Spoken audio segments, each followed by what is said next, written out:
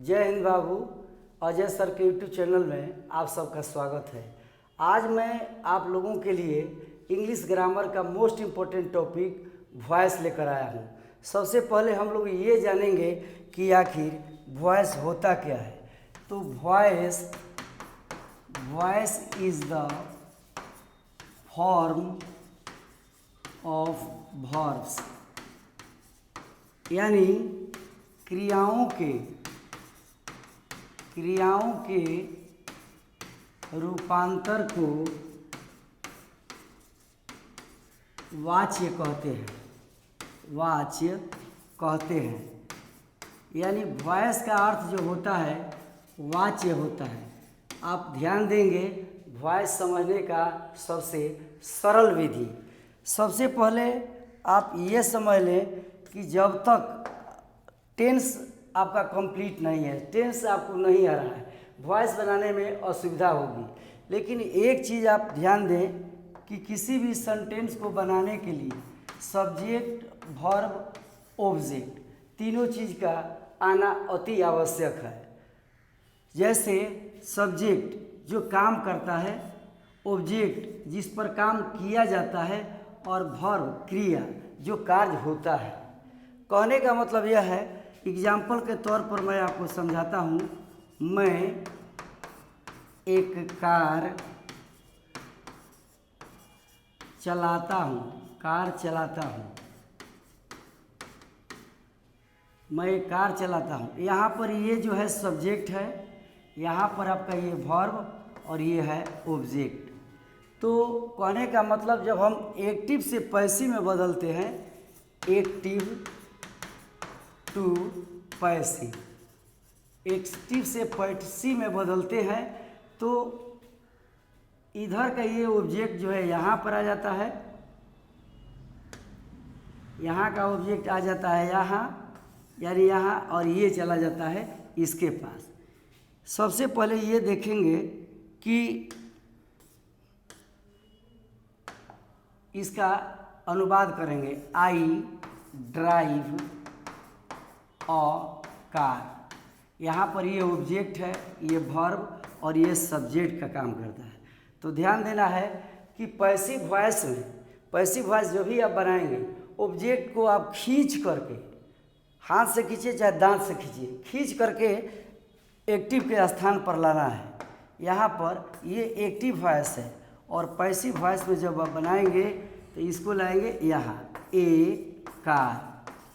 Drive क्रिया का पहला रूप है, इसलिए इज। इसमें क्रिया का तीसरा रूप होता है, ड्राइवन बाई मी। एक चीज़ ध्यान देंगे कि वॉइस में हमेशा क्रिया का थर्ड फॉर्म होता है। एकदम डिफिनिट है कि थर्ड फॉर्म होता है, लेकिन इसे जानने से पहले एक दो चीज़ आप अच्छी तरह से जान लें, और उसको जानना ज़रूरी है, क्योंकि टेंस भी नहीं आ रहा है तो इसको आप अच्छी तरह से बना सकते हैं। चार्ट वन क्या है देखेंगे ध्यान से। यहाँ पर है एक्टिव वॉइस, इधर है पैसिव वॉइस। ध्यान देंगे, अगर यहाँ पर V1 या V5 है तो इसके बदले में होता है यहाँ पर इज एम आर होता है। यदि डू या डज है, इसके बदले में भी इज एम आर होता है। साथ ही यदि इज एम आर हो तो यहाँ is am are plus being होता है। यदि हैज़ हैव तो हैज़ हैव प्लस बीन होता है। नेक्स्ट देखेंगे, इसमें यदि सेंटेंस में डीड आ जाए, तो इसके बदले में होता है वाज या वर होता है। यदि वाज या वर आ जाए तो इसके बदले में बाबू क्या करोगे, वाज वर प्लस लगेगा बीइंग। कंटिन्यूअस में हो, कोई कंटिन्यूअस प्रेजेंट का हो, पास्ट का हो, उसके साथ बीइंग लगना ही है। साथ ही देखेंगे हैड, तो यहाँ पर हो जाता है हैड बीन, हैड बीन। साथ ही शैल विल, शैल विल यदि है तो पैसिव में शैल विल प्लस बी जोड़ा जाता है। एक चीज़ और देखेंगे ध्यान से, शैल will have, shell will have यदि है तो इधर पैसिव में शैल विल हैव, इसमें एक नया शब्द जुड़ता है बीन। ध्यान देंगे एक नया शब्द जुड़ता है बीन। लेकिन ये सब तो आपको टेंस के लिए कि ये सब रहेगा तो आप इधर ऐसे कर देंगे। लेकिन इसके अलावे आपको दूसरा पॉइंट है इसका, चाहे दूसरा इसका चार्ट है, देखेंगे ध्यान से। दूसरा जो चार्ट है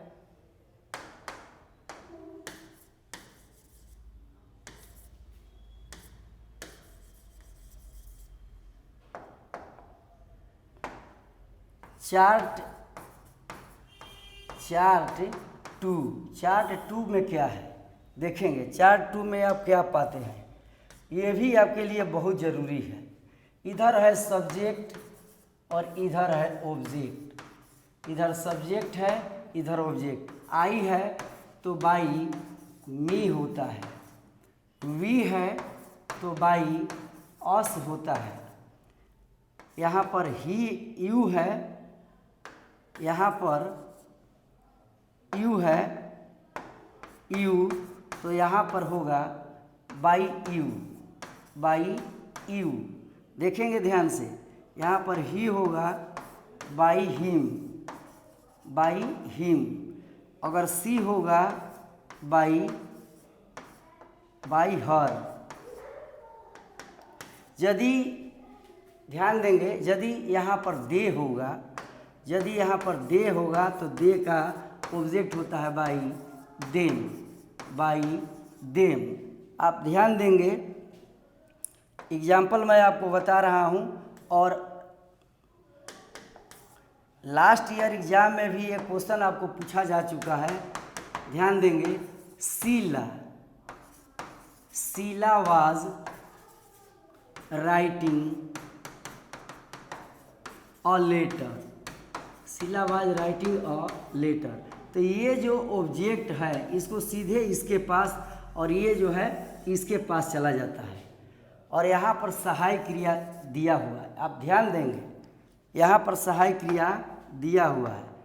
तो ये एक्टिव का है, पैसिव में कैसे करेंगे आप ध्यान दीजिए। यहाँ पर बाबू पैसिव में उस ऑब्जेक्ट को हम यहाँ लाएंगे, ए लेटर। इसके बाद ING है, इसका मतलब ये कंटिन्यूअस में है। यदि कंटिन्यूअस में रहे, प्रेजेंट में रहे या पास्ट में, आपको बीइंग जोड़ना ही है।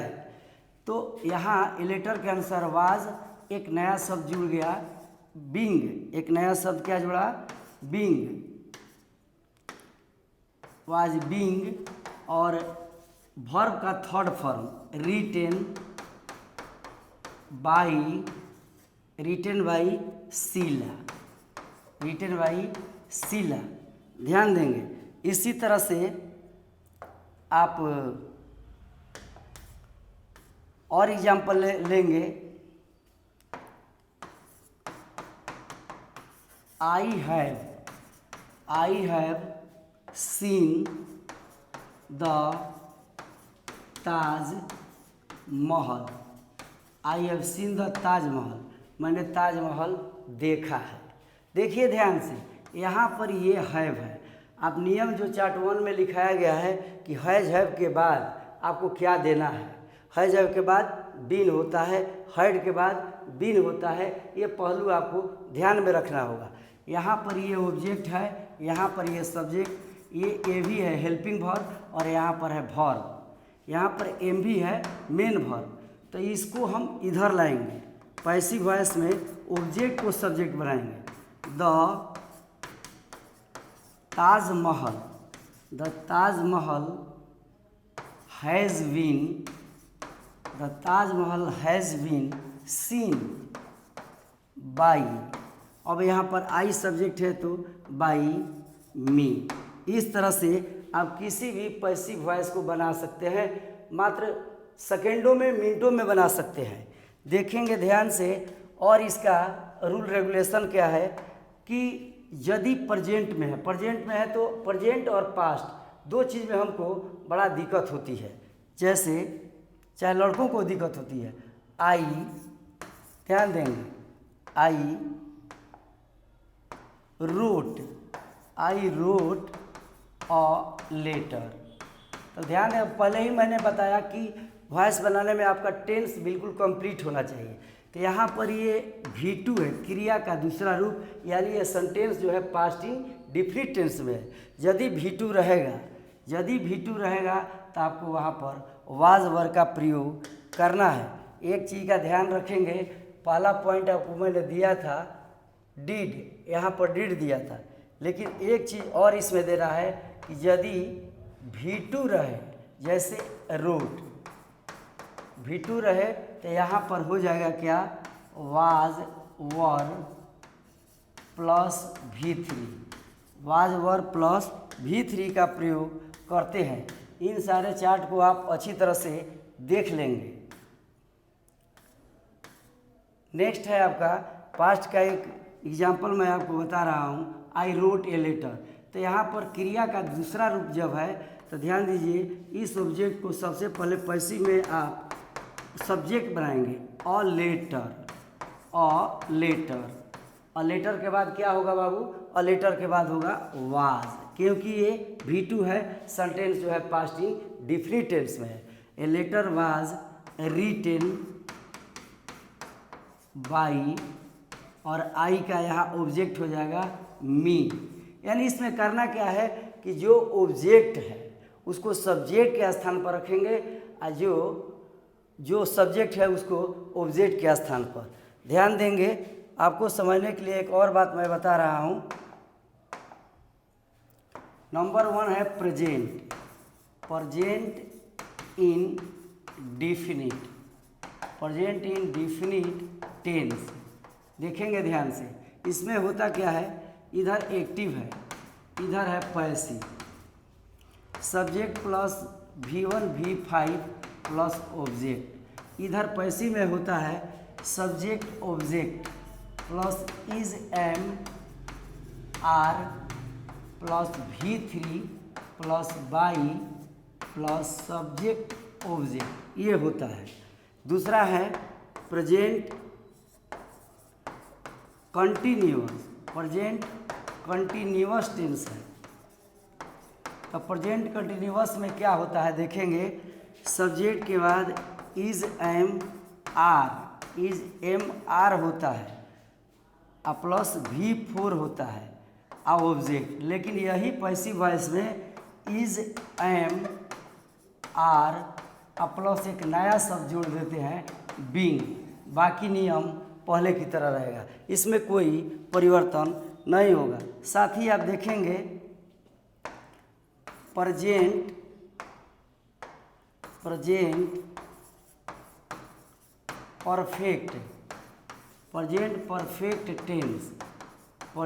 परफेक्ट टेंस, यानी इसमें होता है हैज़ हैव। पैसिव में आप क्या करोगे, पैसिव में आपको हैज़ हैव प्लस बीन जोड़ देना है। एक चीज़ और देखिए, पूरे 12 टेंस में केवल 8 टेंस का ही पैसिव वॉइस बनता है, केवल 8 टेंस का। तो जैसे देखेंगे ध्यान से, नंबर 4 पर हो जाएगा past indefinite tense, subject plus V2 plus object. इधर हो जाएगा सब्जेक्ट ऑब्जेक्ट प्लस वाज या were plus V3 plus by plus subject object. जैसे I killed a bird, example है I killed a bird, active voice का। Passive में क्या करेंगे, ए बर्ड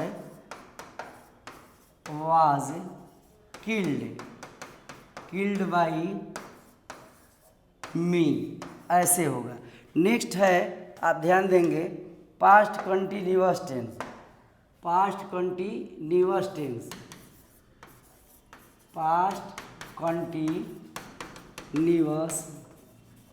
टेंस। जिस तरह से आपने प्रेजेंट में देखा इज एम आर का प्रयोग हुआ, उसी तरह से पास्ट में सब्जेक्ट के बाद होता है वाज या वर, इसके बाद होता है क्रिया का चौथा रूप, इसके बाद object. She was telling a lie, she was telling a lie.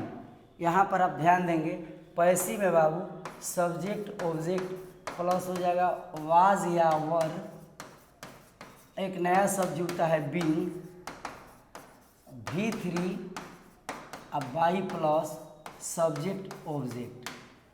She was telling a lie, she was telling a lie. देखिए किस तरह से मैं इसको चेंज कर रहा हूँ, अभी आप आसानी से चेंज कर सकते हैं।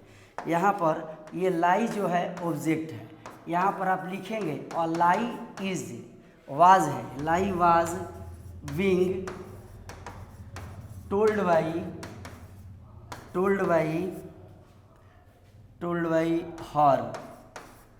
By her.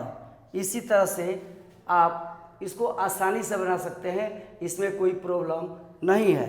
Example next year exam में आपका आया था, उसको देखेंगे कि एग्जाम्पल समवन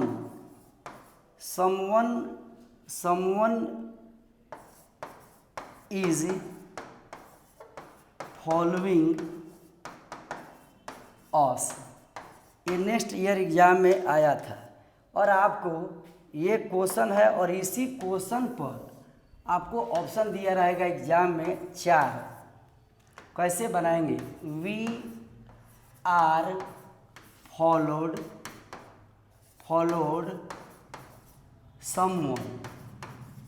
समवन, बी है we have followed someone, C है we are being followed by someone. D यहाँ पर मान लीजिए दे दिएगा नन। ये आपके एग्जाम में पूछा गया है, अगर इस तरह से आता है तो आप कौन सा क्वेश्चन सेलेक्ट करेंगे। आपने अभी पढ़ा कि कंटिन्यूअस में इज के बाद यहाँ इज एम आर होता है, तो इज एम आर हो चाहे वाज या वर हो, तो वहाँ पर पैसिव वॉइस में बीइंग का प्रयोग किया जाता है। पूरे सेंटेंस को देखेंगे, वी आर फॉलोड समवन इसमें नहीं है, वी हैव इसमें नहीं दिया गया है, we are being is am are या वाज वेयर के बाद बीइंग दिया रहता है, तो इसका मतलब सेंटेंस आपका सी बिल्कुल सही है। अगर वीडियो आपको पसंद हो तो आप लाइक और सब्सक्राइब करना न भूलें। जय हिंद, जय भारत।